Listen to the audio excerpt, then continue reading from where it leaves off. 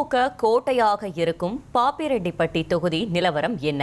அங்கிருக்கும் மக்களோட எதிர்பார்ப்புகள் என்னன்னு விரிவாக பார்க்கலாம். மக்களே, உங்க தொகுதி பத்தி கொஞ்சம் தெரிஞ்சுக்கோங்க. பாப்பிரெட்டிப்பட்டி சட்டப்பேரவை தொகுதி தர்மபுரி மாவட்டத்துல கடத்தூர், போ மல்லாபுரம், பாப்பிரெட்டிப்பட்டி, பொம்முடி உள்ளிட்ட பகுதிகளை உள்ளடக்கின தொகுதி.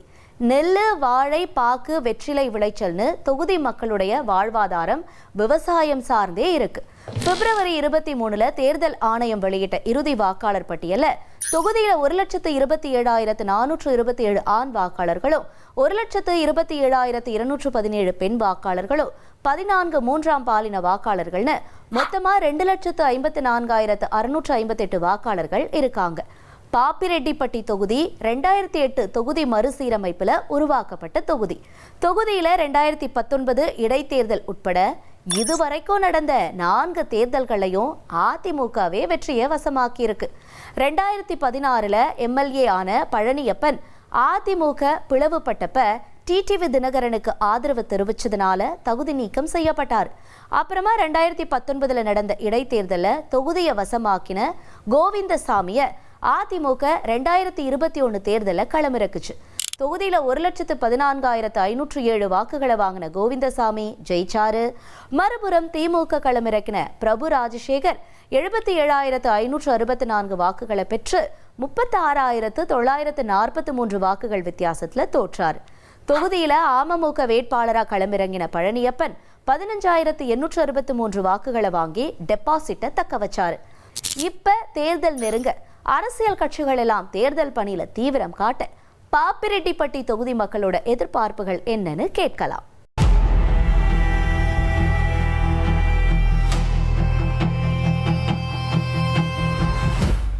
என்கரை கோட்டையில மண்ணால் ஆன கோட்டை, பல 100 ஆண்டுகளுக்கு முன்பாக கட்டப்பட்ட அந்த கோட்டை இன்னைக்கு வரைக்கும் அரசு அதை முறையான விதத்தில் அது சுற்றுலா ஸ்தலமாக அறிவிக்கிறதோடு நின்னாலும் அதை அடுத்த லெவலுக்கு கொண்டு போகலை. அது 30 ஏக்கருக்கு மேலே அந்த இடத்துல மன்னர் ஆட்சி காலத்திலிருந்து அந்த இடத்துல கோட்டை இருக்குது.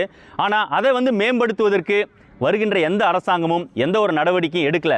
வாணியர் நீர்த்தேக்கத்தில் டேம் கட்டின பிறகு எந்த கால்வாய் நீட்டிப்பு செய்யலை, தூர்வாரில். இப்போ டெல்டா மாவட்டங்கள்லாம் பண்ணுறாங்க. ஒவ்வொரு ஆண்டும் மழை காலத்தில் கால்வாய் தூர்வாரி கால்வாய் நீட்டிப்பு செய்கிறாங்க, தூர்வாடுறாங்க, அதெல்லாம் டேமேஜ் எல்லாம் இது பண்ணுறாங்க. ஆனால் இன்றைக்கி வரைக்கும் பார்த்தீங்கன்னாக்கா வாணியார் நீர்த்தேக்கத்தில் அப்படி ஒரு செயல் நடந்ததாகவே இல்லை. ஆனமடுவுலேருந்து பார்த்தீங்கன்னா ஏற்காடு போகிறதுக்கு 23 கிலோமீட்டர் தாங்க. ஆனால் நாங்கள் சுற்றிட்டு போகிறது 80 கிலோமீட்ரு. எங்களுக்கு குறுக்கு வழியில் மெயின் ரோடு போட்டு கொடுத்தாங்கன்னா நாங்களும் போவோம் வருவோம். எங்களுக்கு இப்போ பார்த்தீங்கன்னா விளையாட்டு மைதானம், டூரிஸ்ட் பிளேஸ் பார்த்தீங்கன்னா எதுவுமே கிடையாது. பக்கம் போனால் தருமபுரி தான். பாப்பிரெட்டிப்பட்டி சுட்டு வட்டாரத்தில் பள்ளி மாணவர்கள் மேல் படிப்புக்காக ஏற்காடு வரைக்கும் போகிறாங்க. அதே மாதிரி ஏற்காடுலேருந்து மாணவர்கள் அரசு ஆண்கள் மேல்நிலை பள்ளிக்கு வந்துட்டு இருக்காங்க. இதுக்கு என்ன தேவைன்னா சரியான போக்குவரத்து சாலை. இந்த சாலை எங்கேருந்து பார்த்தீங்கன்னா நம்ம பயர்நத்தத்துலேருந்தே போதக்காடு இந்த வழியாக டச் ஆகி ஏற்காடுக்கு மாணவர் போகிறாங்க. மாணவர்களுக்கு வருகை அதை நேரத்துக்கு அந்த பஸ்ஸை விட்டுட்டாக்கா மாணவர் வருகை தடப்படுது. பொம்புடியில் உழவர் சந்தை வேணும். பொம்புடியை சுற்றி 100க்கும் மேற்பட்ட கிராமங்கள் இருக்குது. இங்கே உழவர் சந்தை வேணும்னு சொல்லிட்டு பல டைமு நாடாளுமன்ற உறுப்பினர்கிட்டையும் சட்டமன்ற உறுப்பினர்கிட்டையும் மனுக்கள் கொடுத்துருக்கோம். ஒரு 2 ஆண்டுக்கு முன்னாடி சட்டமன்ற மனுக்கள் குழு அப்படின்னு சொல்லிட்டு கலெக்டர் ஆஃபீஸில் நடந்தது. 5 எம்எல்ஏ தலைமையில் அங்கே நாங்கள் போயிட்டு மனுக்கள் கொடுத்தோம். இன்னும் 3 மாதத்துக்குள்ளார பொம்புடி உழவர் சந்தை வரும் அப்படின்னு கட்டாயமாக உத்தரவாதம் கொடுத்தாங்க. ஆனால் சொல்லி கூட 2 ஆண்டுகளுக்கு மேலாயிடுச்சு.